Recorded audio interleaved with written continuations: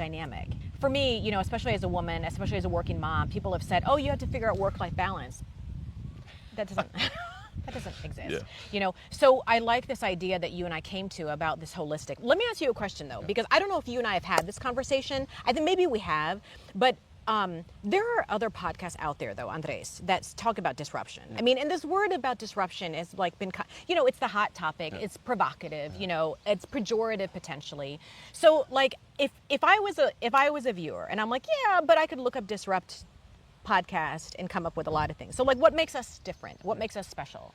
Yeah, I think that, first of all, the holistic approach to disruption that we just talked about I agree with that. is that I think is, because usually it's either technology right. people, Yep. you know, or people looking at disruption in politics, et cetera, et cetera. Yep. And we're having an integrative approach, number one. Yep. Number two, in that integrated approach, we're making it very personal.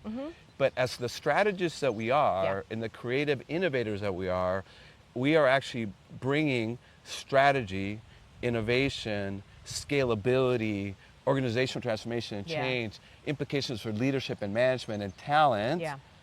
And we're going to talk about dating.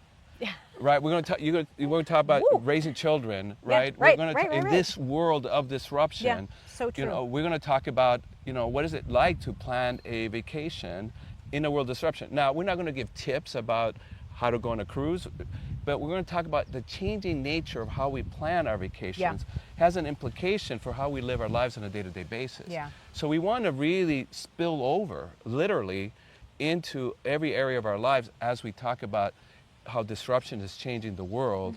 In that process, it's changing us. And in that process, how do we change the world in return? Right. How do we become disruptors as we're being disrupted?